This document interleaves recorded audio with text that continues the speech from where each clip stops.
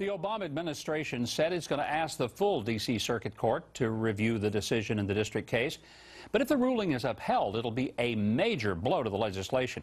It'll essentially shut down the exchange system. Joining me now is Emeritus Professor of Neurosurgery at Johns Hopkins and is a Fox News contributor as well, Dr. Ben Carson. Doctor, good to have you with us. Thank you so much for joining me today. Oh, it's good to be with you. Thank you, sir. Dr. Carson, first of all, react to the ruling itself and what it really does mean to Americans in 36 states. Well, basically, the law, which of course is voluminous, states that the subsidies are for people who work through state exchanges. There are those who want to come along and say, well, that's not what it really means. And what Congress really meant is that those subsidies should be available for anybody, regardless of how they're signed up and whether it's a federal or a state exchange. It seems to me like the logical thing to do, rather than you know, putting on your magician's hat and trying to figure out what Congress meant. Why don't you send it back to Congress and ask them, what did you guys mean? It's not like they're in Timbuktu. They're right around the corner. Well, they're on vacation right now, though, Dr. Carson. That's the problem. They're going to take 5 weeks off while, you know, all of this is going on.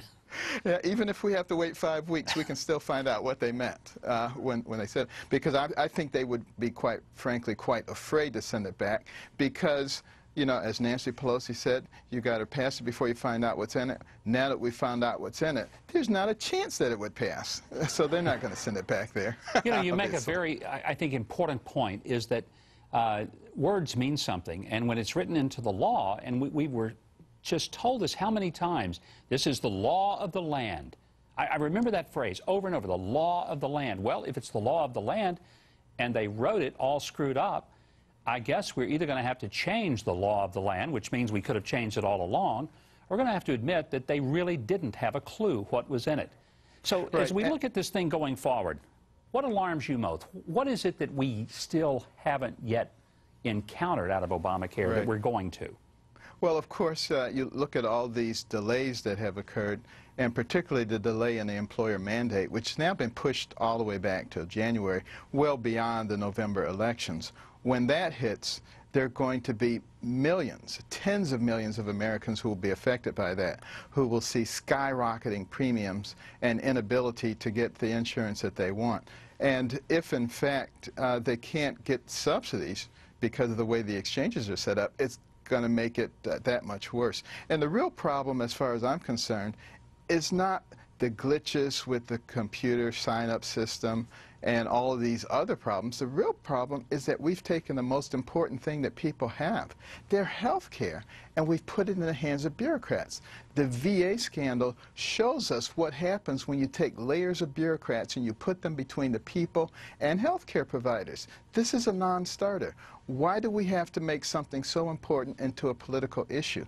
And we do have the ability to provide good health care for people, and it can be in their own hands and in the hands of their health care providers. This is not necessary unless you are attempting to gain control of the populace. Dr. Carson, we've only got about a minute left, but I'd love to get a prescription from you, because every time I go to the doctor, I always get a prescription. I'd like Dr. Ben Carson's prescription in a minute or so.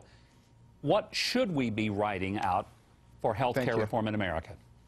Well, bottom line, I mean, there's a lot that you can read, you know, in the books, but healthcare savings accounts are so important because it puts the care back into your control. You get to decide whether you need an x-ray, you get to decide birth control pills, there's no Hobby Lobby situation. All of these things are taken out of your health savings account. You give people flexibility within a family. So dad's $500 short, he can get it from his wife, his mother, his sister, his daughter. It makes every family their own insurance company with no middleman, gives you enormous flexibility. You're not impinging upon your major health care, so the cost of that goes down enormously, and you make that available across state lines. That puts it back in the hands of people. You have a variety of ways that you can fund those HSAs, all of which would cost considerably less than this debacle. It's a great prescription. It's one I have believed in for a long time, and I think you are exactly on target. That is real health care reform. Dr. Ben Carson, thank you so much. Great to have you here. Thank you.